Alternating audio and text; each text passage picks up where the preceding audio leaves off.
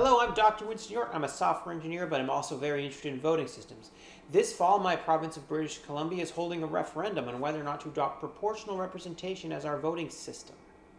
I'm making this series of videos to help voters, particularly voters who, like myself, are conservative, make an informed decision about how to vote in this important referendum.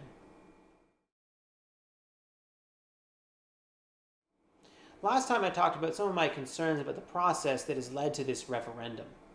And one of my big concerns is the fact that many of the details of the system have been left unspecified, so we don't know what exactly it is that we're voting on.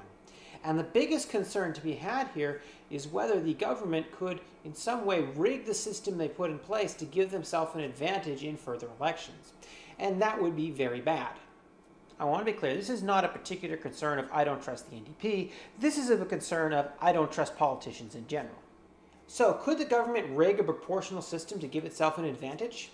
Well, it's actually really hard to do that. It's actually really hard to design a rigged proportional system. This is in contrast to first past the post, which is actually pretty easy to rig. If you can draw the riding map in first past the post, you can give an advantage to any party you want. And this is actually a big problem in the States where all of the ridings are drawn in a very partisan fashion. Fortunately, this is not a problem in Canada where we consistently have independent commissions drawing our ridings and don't have a big problem with gerrymandering. As I discussed earlier on in the videos, proportional representation is very transparent. There's a transparent relationship between the amount of votes you get and the number of seats you get. And unless you break that, you really can't give yourself an advantage, because if you get 40% of the votes, you get 40% of the seats. And, well, there's just no room to give yourself an advantage in that system. Even if you somehow do manage to do something weird and get the system to give you an advantage, it's really apparent, right? It'd be really obvious if the NDP got their customary 40% of the vote, but still ended up to get a majority government. You would know they cheated. They must have cheated somewhere in the system if that happens. The primary way in which different proportional systems differ is in how they determine who wins which seats, who are the actual individuals in those seats, rather than the party. Because the proportional system says overall which party gets those seats, but that leaves the question of who actually is going to fill those seats.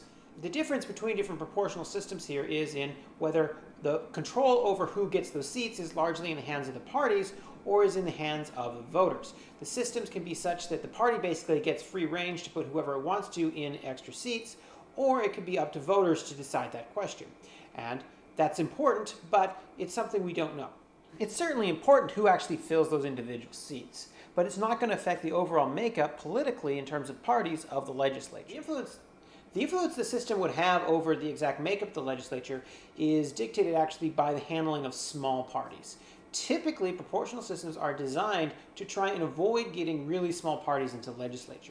So it's common, for example, for there to be a 5% threshold, where you have to get 5% of the vote in order to qualify for seats in the legislature. And some systems can have additional restrictions, such as requiring that you get certain levels of support in particular regions or ridings in order to qualify for a seat. So certainly they can design a system which is more or less favorable to smaller parties coming into play. And that is concerning. I would like that not to be something that they're going to be deciding. However, since it's impossible to predict what side of the political spectrum such small parties might exist on, there's no real way to rig the system in your favor by how you handle such parties in your electoral system. But crucially, none of the systems being put forward are being invented by the government. They're all pre-existing systems which they're proposing to adopt. One system, mixed member proportional, is used in various places around the world. It was originally invented in Germany and is now used in a number of different countries. The two other systems were invented in Canada, specifically for Canada, and as such they can't strongly deviate from those systems without it becoming very obvious that they're doing something weird. While I'm unhappy with the fact that we're voting on a system without knowing exactly what it is, the truth is it's very difficult to rig proportional systems. And if you could rig it, it'd be very transparent that you did so. Consequently, voting against proportional representation because you're concerned that government might rig it doesn't seem to be a compelling case.